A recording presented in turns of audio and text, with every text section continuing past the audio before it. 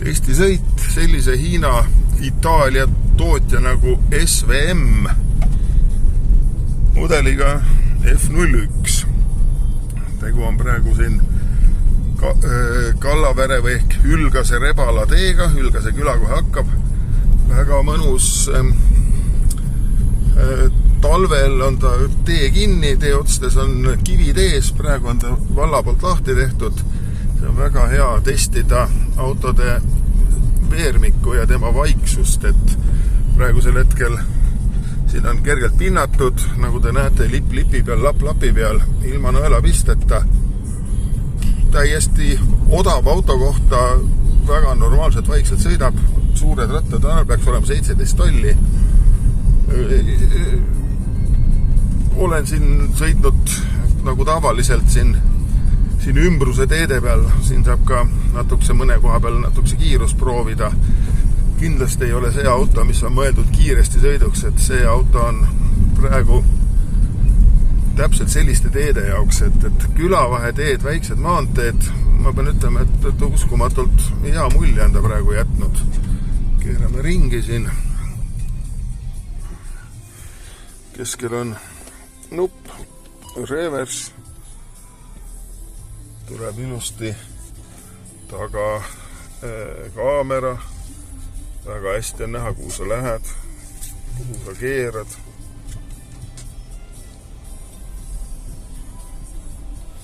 Väga hea. Raadio, armatuur, kõik on väga mõnus. Mõnusad tahavaate reeglid.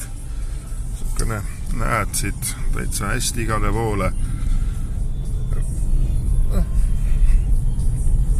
Kiirendust võib ka vaadata. Siin korra saab üks automaat kast nüüd natukese.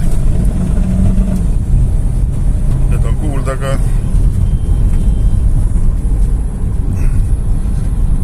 kuidas auto käitub, lubatud 90 kilomeetrit tunnis siin on.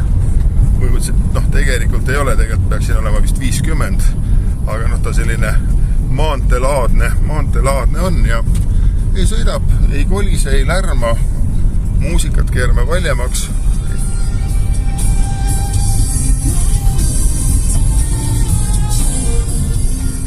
Nagu ikka, ei ole halba heliisolatsiooni, on kehv muusikasüsteemi kohta ei saa siin küll selle raha eest midagi halva öelda, et väga mõnus sõitmine ja selline alla 30 000 euro autod ei olegi midagi tahta, et päris kindlasti kannatab võrdluse siin, ütleme ka Škodade ja loomulikult Prantsuse tehnikaga välja, nii et väga kultuurne asi. Ja põhiline on see, et see armatuurlaud ja kogu see juhi töökoht näeb selline viisakas välja, et ta ei ole, on küll ekraanid, aga see ekraan on see integreeritud sisse, on ka siin all on küll tegu ekraaniga, ehk kliimaseadme juhtimine, aga ta on eraldi ekraan ja täitsa mõnusalt toimib. Roolil on nupud, siin külje peal on ka veel mõningad nupud, nii et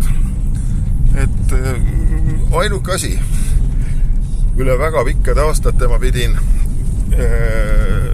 et bensiinipaagi luuk lahti saada, pidin sealt kindalaekast otsima välja manuaali, lugesin täitsa manuaali, selleks, et see on nüüd siin vasaku käe all, kus kohas on ka mootoriruumi luugi avamise kang, siis seal samas on ka bensiinipaagi luugi avamise kang, et seda ma ise üles leidnud. Kõik muu on see ergonoomika on küll täiesti viimase pealt ja ei ole ühtegi etteheidet nüüd odava otsa Hiina autodele SVM, et SVM on sellest nende siin kevadel olid siin need kivid ees, et praegu on ta lahti tehtud, ametlikult on võib läbi sõita, ei ole illegaalselt sõitnud.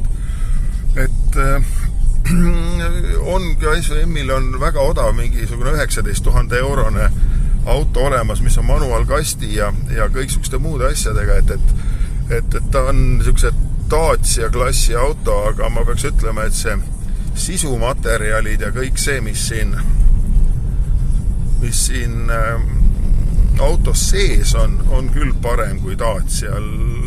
Ta jätab vähem kummise mulje ja kõik muu selline hea, et ei ole ühtegi etteheidet, päris kindlasti kohe mitte. Ja sõita niimoodi, täpselt nagu ma praegu siin sõidan, ma arvan, et ta ongi selline pigem sellise maainimese, vanema, rahuliku maainimese auto. See automatkast on natukse uimane,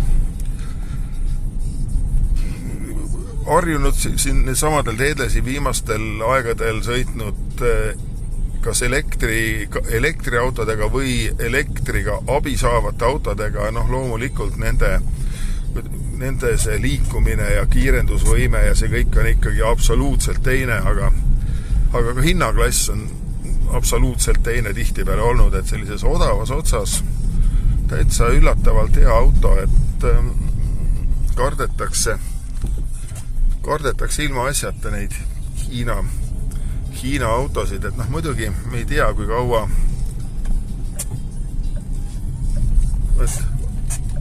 kaua nüüd võtab aega, et nad kinnistuksid siia ja kuidas nende garantiiga ja järelteeninduse ja kõige muuga siin mingite aastate lõikes on, aga ma ei tea, tegelikult oli see Korea autodega oli alguses sama häda ja kõik see muu tehnikaga ja kõik see on hakkama saanud ja ega ta nüüd teab, mis kallis auto ka pole, et üle sellise väga rahulikult, vaatame nüüd linnavahe kiirendus ka.